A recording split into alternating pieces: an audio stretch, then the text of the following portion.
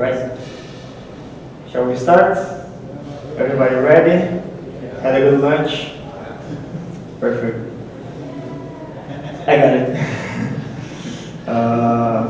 Alright, so my name is João.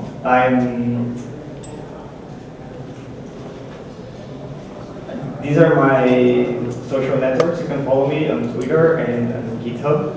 I'm really happy to be here in Colombia speaking at ElixirConf Latin America. I have no idea how much I wanted to come down here and give this presentation. Colombia is one of the places I always wanted to visit for a long time, and this is my first time here, so it's like a dream come true. I love Colombian culture, the music, food. By the way, this is an ajiaco I had last night. And of course, the coffee. So even though Brazil is the biggest producer of coffee in the world, you guys got the best coffee by far. Also, the sports, I kind of like cycling a lot, so I've always been a great fan of Nairo Quintana. He's been my favorite for a long time, but he didn't get so lucky this year as this other guy here, Egan Bernal. He took the Tour de France, so it's a hell of an achievement because this guy is only 22 years old, so he's one of the youngest riders to win the Tour over the past 110 years, and he's also the first Latin American rider to win the Tour. So this is something quite special, something we should all celebrate together as Latin Americans, right? Well, I work at this company called Plataforma Tech, and with this bunch of amazing people there, and Jose also happens to work there. So Plataforma Tech was like the birthplace of Elixir, and back in 2011 we were studying a lot of different things regarding concurrency models, different ways of modeling our highly concurrency applications, and that's when Elixir was born. So Jose came up with this idea of making a new language based on the Beam and Erlang itself. So it was really amazing back then to think about it. So we all had Ruby backgrounds, and we really liked Ruby's syntax, and the Beam showed up as something really powerful we didn't expect to have, and that thing was already there for like decades. So it was really nice. And I've been following through this journey of learning both Elixir and Erlang at the same time, but for most of us at Platform Tech, our first contact is with Elixir rather than Erlang alone. So I suppose most of you have the same experience. So which one of you guys have had contact with Elixir before Erlang? Right, and how many of you have had contact with Erlang before Elixir? Yeah, it shows. So this talk it's a little bit about my experience learning some tiny bits of Erlang coming from an Elixir background. So learning Elixir first, and then stumbling upon some parts of Erlang, right? So I'm going to start with a small example. So this is, oops, sorry. The best way to learn a new language is actually reading other people's codes, right?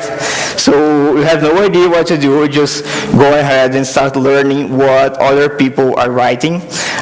This is actually a real piece of code from Plug.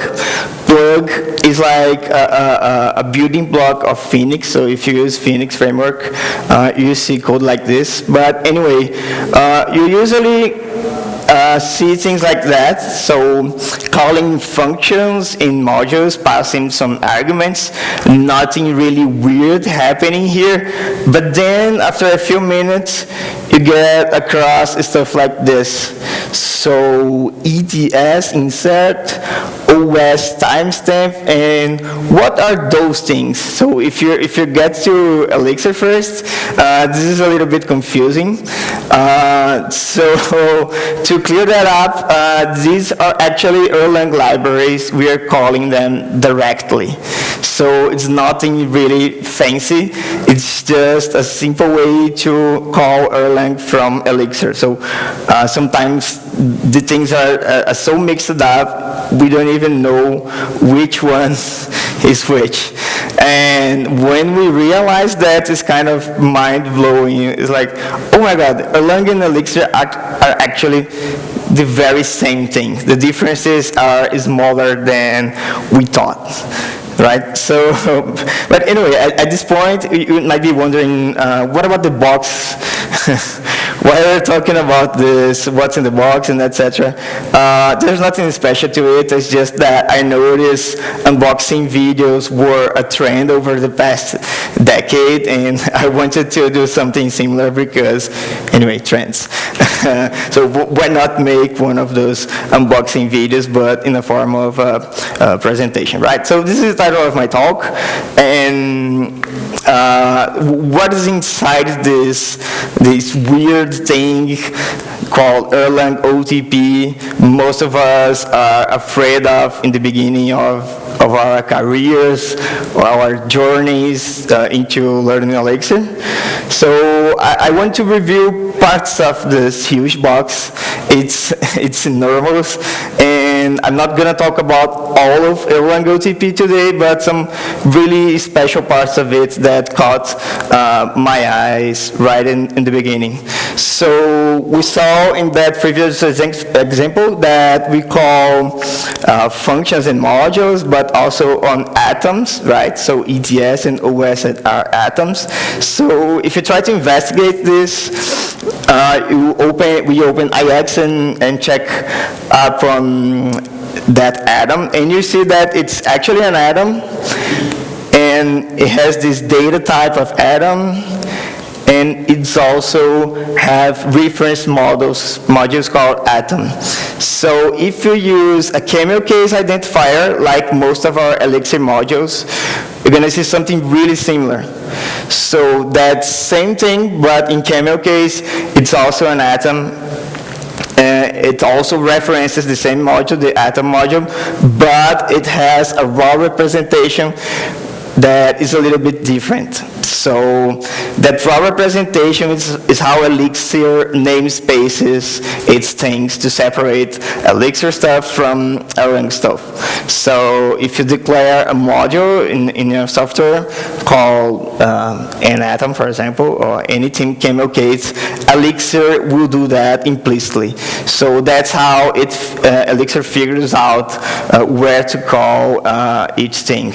And you can proceed and do the same with all the things that are in the standard library of Elixir, like keyword. So keyword is part of the standard library, and if you inspect it, you see that it's also an atom, but it has the same namespacing scheme, and it references parts of code. So that's where the keyword module that comes by default with Elixir is compiled, and this is how Elixir knows how to run the code for those things.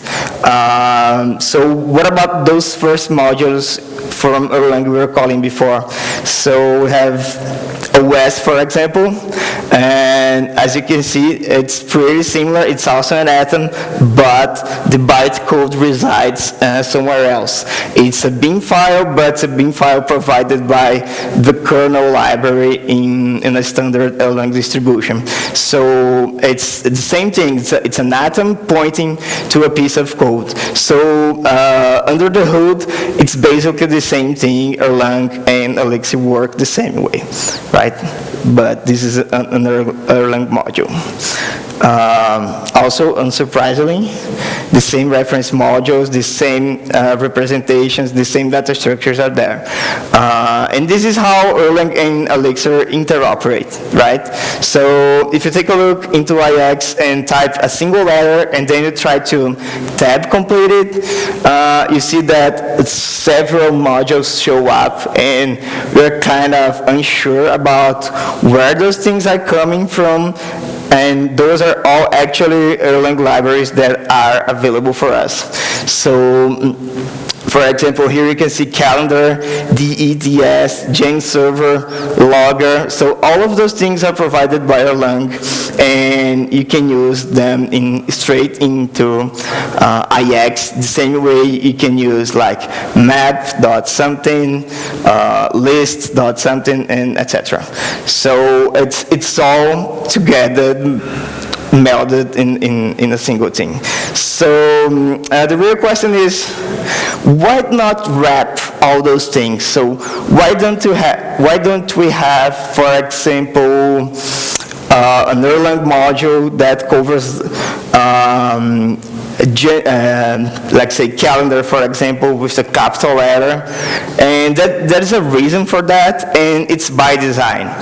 So Elixir, given this excellent interoperability between Elixir and Erlang, Elixir actually discourages simply wrapping those Erlang libraries in favor of interacting with them. So that code I showed before, it's from plug, and it's there, it's working fine, and there is no reason to do it differently, like wrapping that OS module, for example, with the capital letter, os.something, that will do exactly the same thing that the pure Erlang module will do, right? So this is like, it's by design, it's something that is discouraged. So if the pure Erlang module is providing good enough abstraction for what we need to do, we just go ahead and use it, right? So summing up this first part, atoms and modules are basically all the same thing. The difference is like not all atoms are modules, not all atoms point to code, but under the hood they're the same thing, and Elixir identifiers are scoped implicitly. So we have elixir.something else before all the modules from Elixir. And this is how those things talk to each other without stepping in each other's shoes, right? Bueno, now to the unwrapping part of the box. So, what is this Erlang OTP thing that everybody talks about? Is there a difference between Erlang and OTP? The best definition I have is provided by Francesco, so you guys should watch his presentation later today. So Francesco and Steve, they say like, OTP is a domain-independent set of frameworks, principles, and patterns that guide and support the structured design, implementation, and deployment of Erlang systems. And that's about it. So if anyone asks you about what is Erlang OTP, that's the smaller definition we can have for it. So it's split down in basically three major concepts. The language itself, so the Erlang language is part of Erlang/OTP, a set of tools, lots of tools around it, and also a set of design principles. So those three things together is what we call Erlang OTP, right? So the language itself, like the programming model that Erlang provides, and the bean, the virtual machine.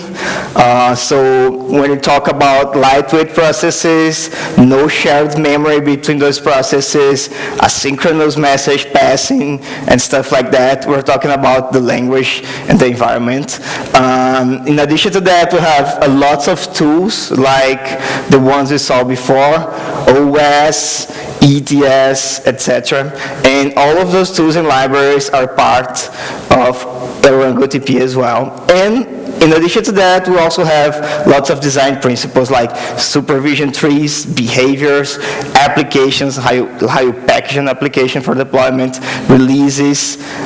So all of those design principles that you can and you should follow are also part of what we call OTP. Of course, this is huge. I won't talk about all of those things today, but today I want to focus on those applications and libraries that come with a standard distribution of Erlang OTP, right? So we got way more stuff in there than we expect to. It's really different from other traditional, let's put it like that, traditional or traditional languages, for example, a Ruby installation or Python installation. So the standard distribution of one of those languages will contain way fewer pieces ready for you to use. So if you take a look into this page and see the listing of all the applications that come with Elixir OTP, there's a lot of things there. So the minimal releasable system we can have will have at least ETS, kernel, and standard library, right? So these three are the bare minimum, but on top of that, we have a lot of stuff. So we have a full-fledged database called Minigia. So with Minigia, we can have an embedded database in your Erlang cluster, and it's distributed. We can have several nodes storing pieces of data, and it's all in there. We don't, if you want, you don't actually need to use an external database like Postgres or MySQL, right? Depending on your application, this will fit pretty well. We have logging and debugging tools. We have networking tools for monitoring and low-level network protocols like SNMP and stuff like that. We have XML parsing, FTP, SSH. I'm going to talk about those later. So way more tools than we expect. So the list is quite long, right?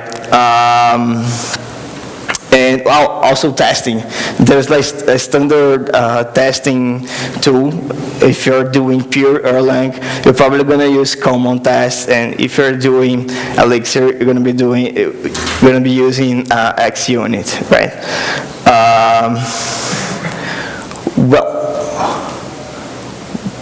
So stdlib is one of those applications, and that application alone is already huge. So if you take a look into the list of modules exported by stdlib, the standard library, you see that there are over 550 items there. My keynote presentation couldn't keep up, so it stops at the letter S. But I think that's enough for us to see that it's a really long list of utilities that are in there, and sometimes we don't even know those things are ready, and we end up reproducing, reinventing the wheel, and something is already there. You could be using it, right? So let's start with iNet, one of those things that come built in with Erlang. INETs is a manager for HTTP-related services, so I'm talking about HTTP server and client here. So suppose you have a bunch of HTML files in a folder in your computer, and you want to quickly serve those assets to a browser. We just start IX with the INETs application running, and once the INETs application is running, you can just bring up an HTTP server process. So we'll go ahead and say INETs start an HTTP daemon with these options, so running in the port 8080. Can everybody see the code, or is it too small? Is it good? Perfect. So we start the server in that port, and then you can grab the info about it. So this is the name, this is the MIME types we're serving, and we go ahead to the browser, and we can see that very same page we had in our folder. What about listing? So you can go one level up and list all the files there in a Apache style listing.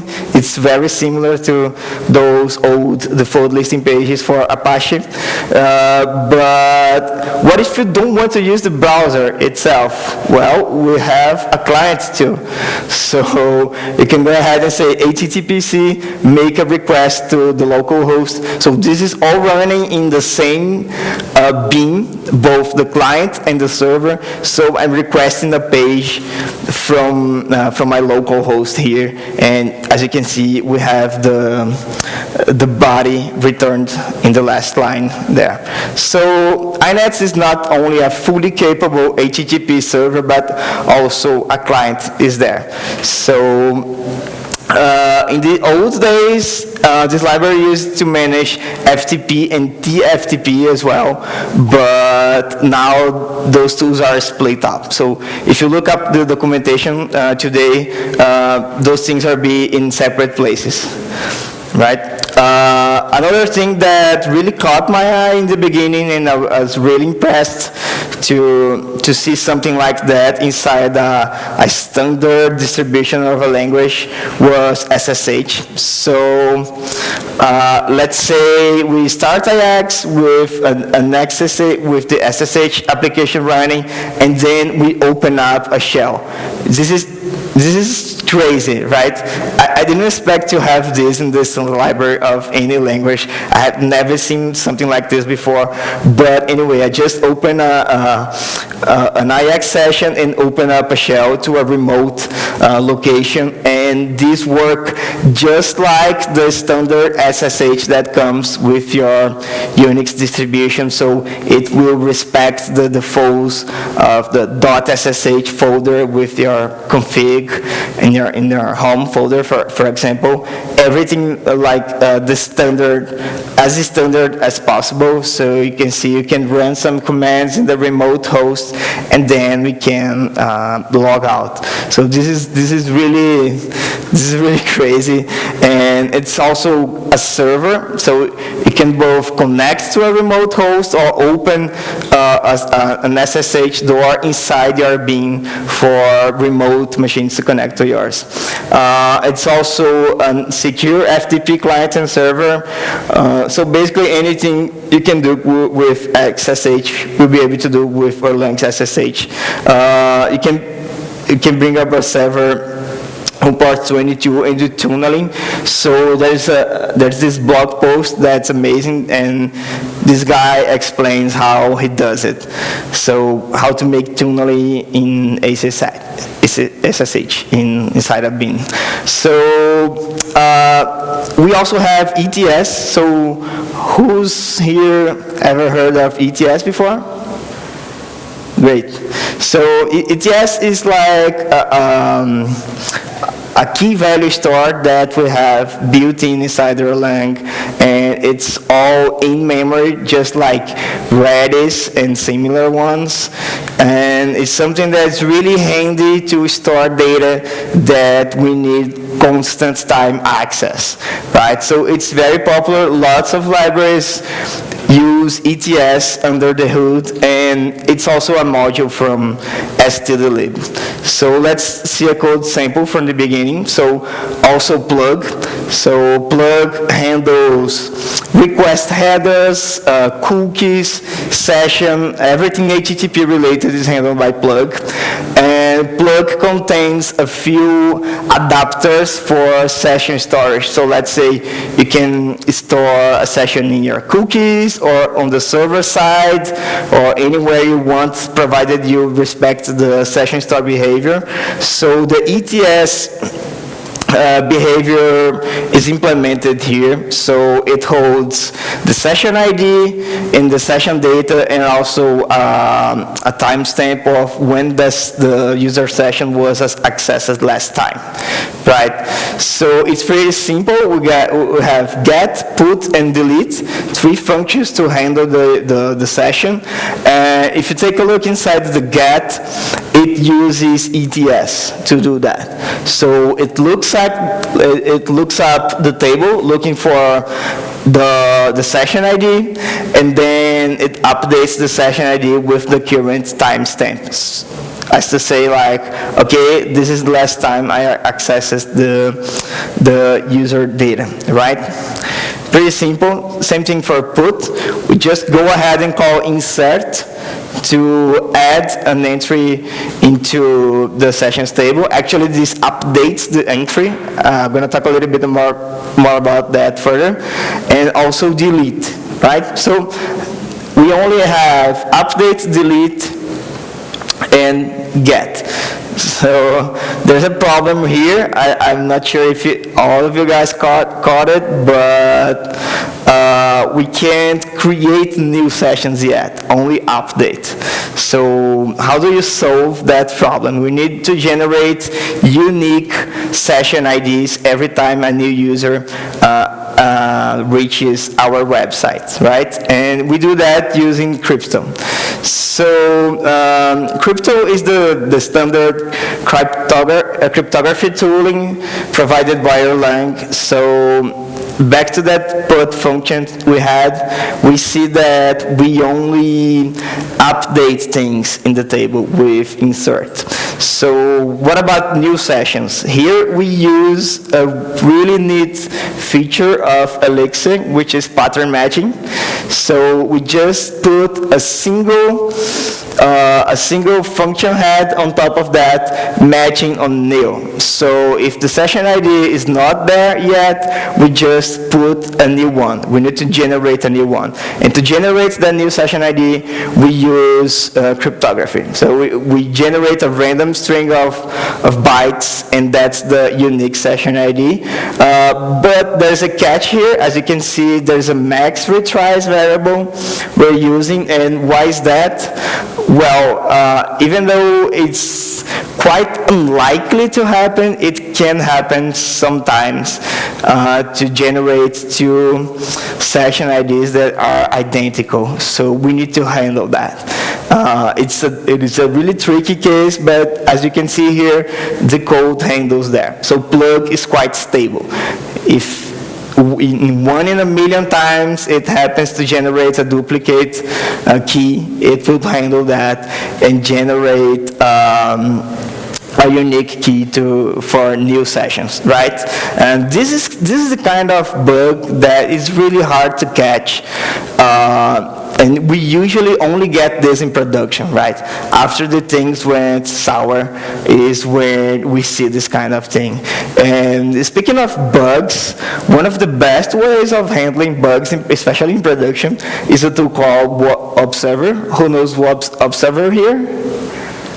Nice, really, lots of hands, great. So it's a really popular tool, and it's pretty amazing. Just go ahead and say observer.start, and you got this bunch of CPU metrics, memory utilization. You can see a diagram with the whole supervision tree. You can inspect everything in your live production system. without much effort. We can see like message queues, for example. We see if one of the processes is overloaded, and then you can grab some insights about it and maybe introduce a connection pool or something like that and remove that bottleneck from your system. So it's a really great tool, but most of you guys know it. So today I'm going to talk about his stepbrother, ET. Actually, not this ET, this one, the event trace. So event trace is also a graphical application like Observer, but it has a different purpose. It's like a sequence diagram.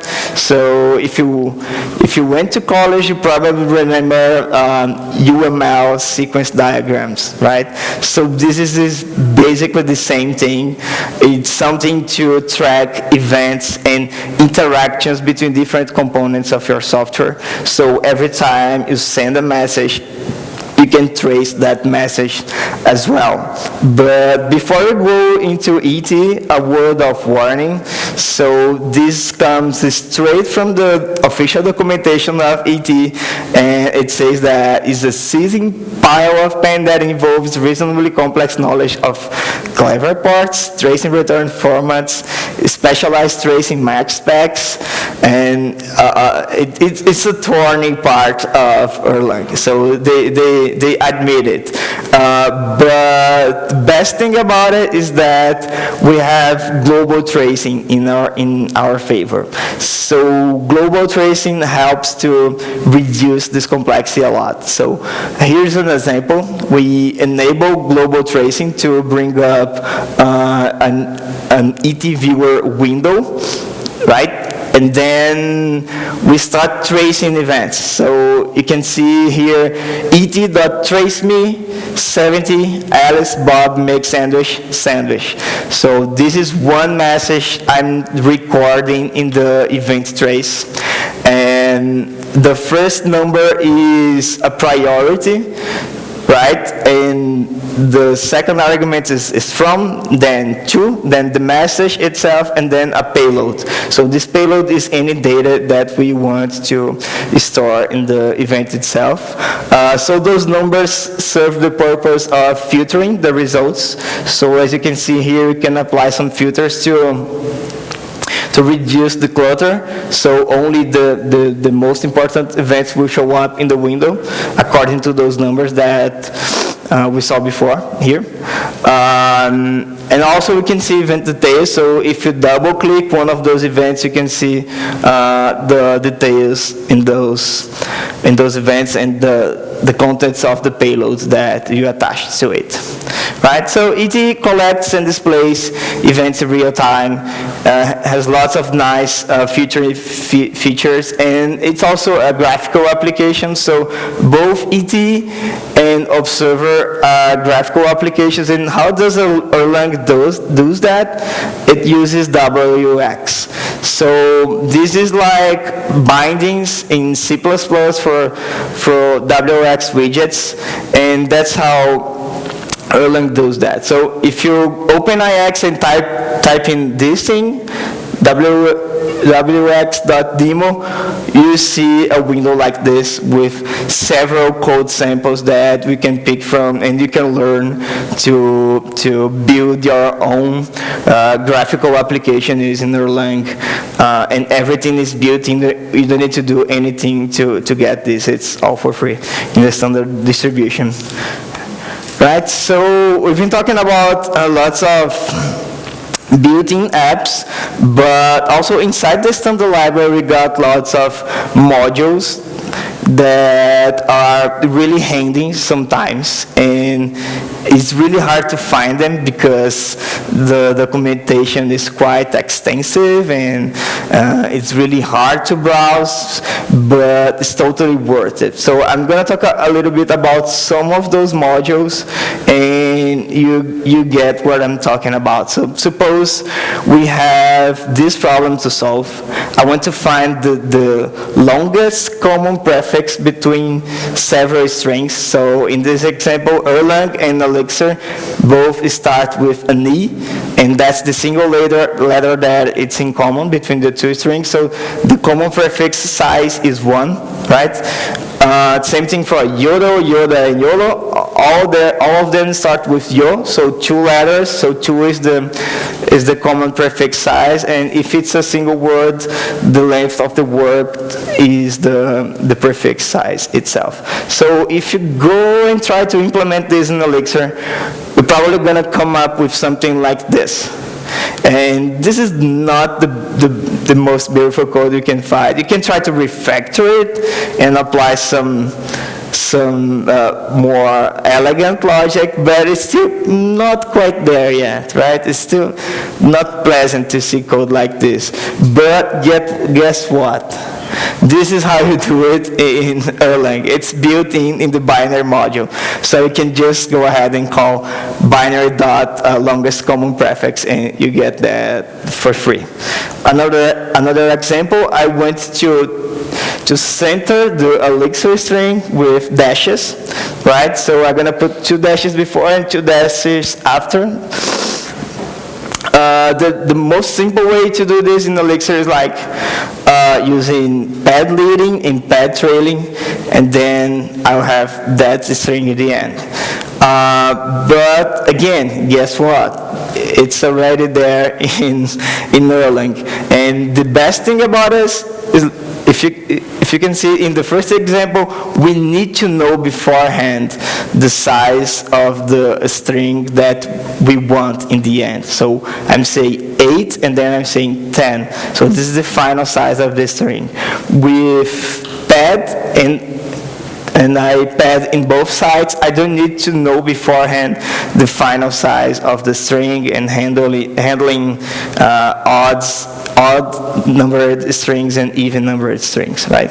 So another really interesting thing, digraph and digraph utils, and this was one of the most interesting finds I got when I was learning Elixir years ago through exorcisms. Do you guys know Exorcism.io? Perfect. Exorcism.io is a learning platform. It's a really rich environment for learning different languages and getting fluent on those languages. So the Elixir track is almost complete. We got almost 100 exercises right now, and one of those exercises is called Connect. And I'm going to go a little quick here. I don't want to get into the nitty-gritty details of it, but basically it's a game where you need to detect if one player can cross the board from left to right or top to bottom in a connected way, right? So this is clearly a networky thing, networkish thing.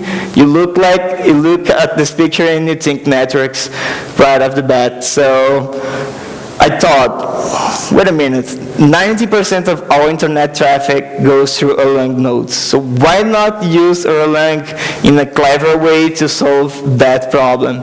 And that's how I did it. That's Erlang running the internet.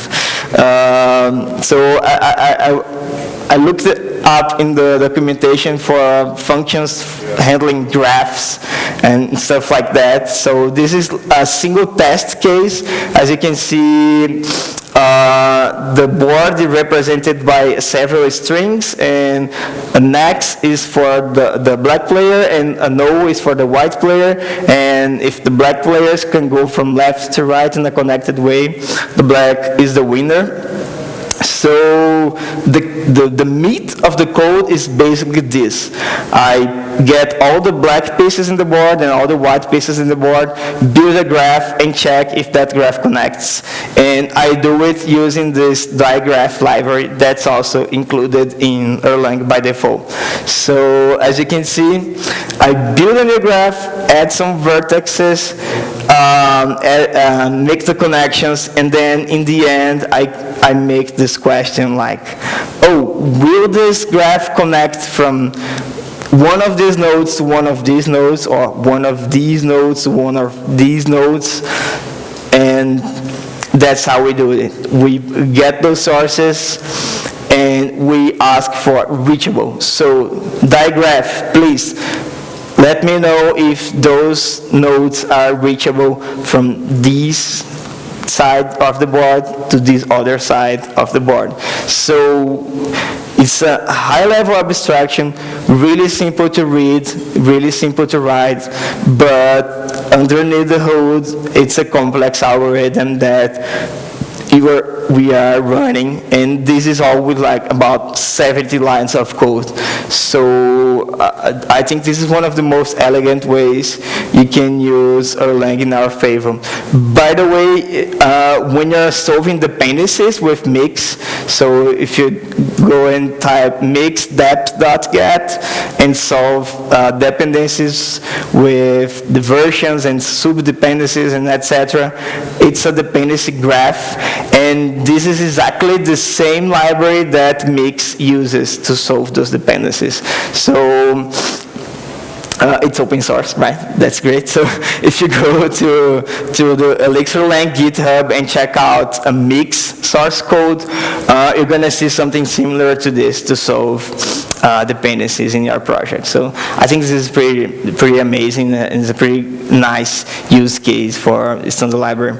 Another example, lists. So let's say we have a list that is all mixed up, not flat at all, and we want to flatten that list and get the length in the end. So here we got 8 elements, right?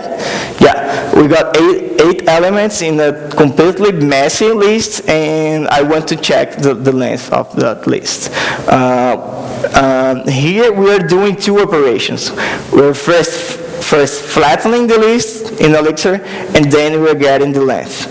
But as it turns out, we got something ready for us in Erlang itself. So we got a function which is like a combination of both. We say list dot flat length, and we see already the length of that list without needing to reallocate memory and build a whole new list. We just count the elements in there.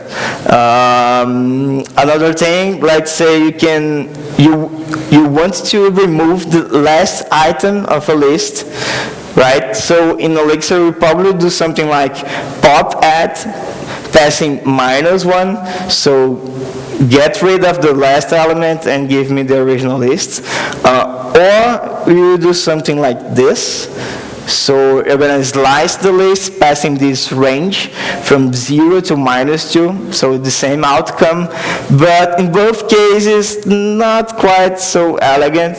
But in Erlang, we have some nice abstractions for that. We can say just like, drop the last element of this list, and it's the same outcome, right?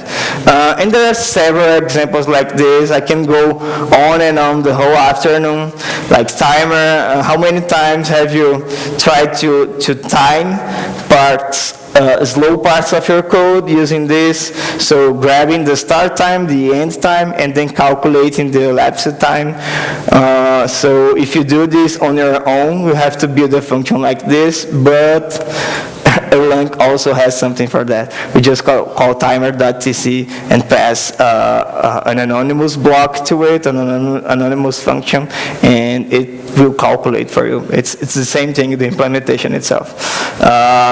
So also calculating hours and days and weeks. So how many times you catch yourself doing stuff like that. So this is like low level, but we can go up in the abstraction level and say just give me 3 hours or give me like 2.5 hours. This is even worse than the first case, because what is 150 here, right? So you can use HMS. So give me 2.5 hours, 2 hours, 30 minutes, and 0 seconds. And Erlang will do that for us. So you can use this to initialize module variables like constants. So pretty handy as well. Erlang got some queuing tools. queues, so if you need a queue data structure, you can also use Erlang to do that. If you look into Elixir documentation, there's no stack, there's no queue, there's no advanced data structure for you, but in Erlang they have some, and queue is one of them. So it works just like you expect. You put in the first element, the second, the third, and it goes in queuing those elements, and then after you do all the ins, you do the outs, and those elements come off the queue. Pretty simple, pretty straightforward, and it's totally optimized for debugging because it's implemented in Erlang itself. Also, grabbing random numbers, right? So let's say I want to distribute random numbers in a uniform way. I just call rand.uniform and I get that. You see in this example that I ran uniform several times, but I don't think there's any repetition here, is there? No, they're all different, precisely because this is a random uniform distribution. So this is like wrapping up the standard library. As you can see, there's a bunch of really great stuff there to use. You don't need to reinvent the well all the times. So just take a few minutes, look up the Erlang documentation, and see what you can take from there. Sometimes you can find amazing things in there. So go explore, right? Don't stop at Elixir. So if you're doing something in Elixir and you find it a little hard to build, think twice, because maybe it's not in Elixir, it's in Erlang, and you need to look up both documentations because of that. Elixir will not wrap all the things that are in Erlang, so it's our job to look them up. By the way, it's easier now because we have access in the IX shell for Erlang documentation. It wasn't like that before. By now we have this, so also something pretty handy. And also, if you explore, you find out about these amazing things, please share with us. Do just like I'm doing here. Come up to the stage, write blog posts, go to Elixir forum, whatever, and share your findings, because together we learn better, right? Before I leave, I just want to talk a little bit about this event, Elixir Brazil. So in late May this year, we ran an amazing conference in Brazil called Elixir Brazil. We got 400 people there to talk about Elixir and Erlang. It was really nice. We got both international and national speakers on the stage. And after the event, we announced that there will be another edition next year, 2020. So if you guys are interested in going to Brazil, visiting us, and joining us in this journey, please follow us on Twitter, check our website. If you want to sponsor the conference, also follow this QR code link on the right. We're still in the early stages. We're aiming for late May next year. So if you guys are interested in the event, please reach out to us. We'll be here the whole day, and also look up on Twitter and Facebook and whatever social networks you feel comfortable with, okay? And that's all I had for today. Muchas gracias.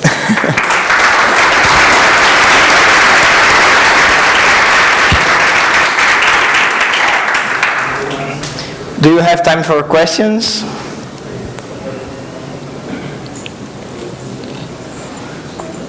Anyone? Questions? No? All right. got one here. Hi. Do you think is there any performance penalties for using Elixir wrapped Erlang functions? Well, I don't think we should worry too much about those things because if the wrapper is thin enough, the performance penalty won't be too big. It's just another call in the stack. So memory-wise is like minimal, you see. So if you're wrapping some Erlang library, you're probably doing some kind of changes in the order of parameters in the functions, or adding some salsa on the top of the original functions to improve readability of error messages. So for example, if I try to concatenate strings or split strings and I pass an integer, we probably put some guard clauses in that function. So when you call it with the wrong type, we will see a better error message. So this is the sort of thing we do when we wrap Erlang functions. Nothing too fancy, you know. So if it's already there and it's good enough as an abstraction, it's best to just use it straight from Erlang. Thank you. Thank you.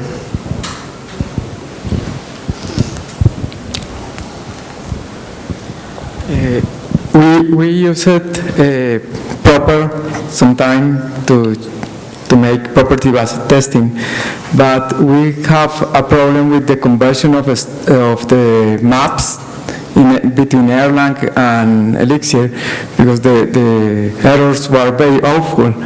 There are some things that are you planning to use or introduce to Elixir to make this more legible or better?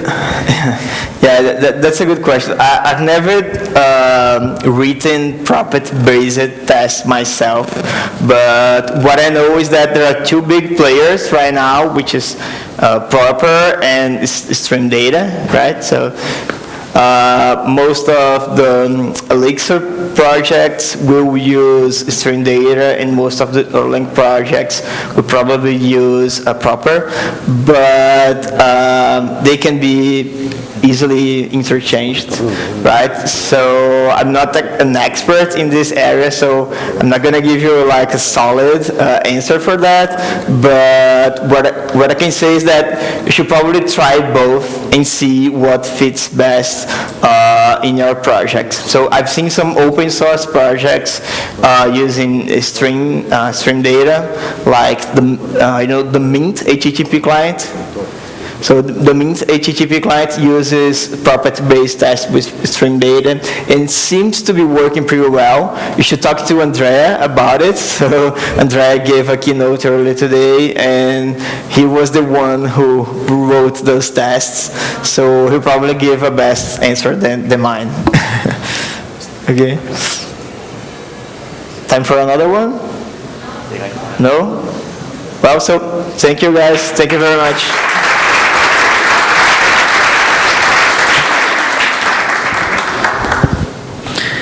Thank you, Joao. Thank you for coming.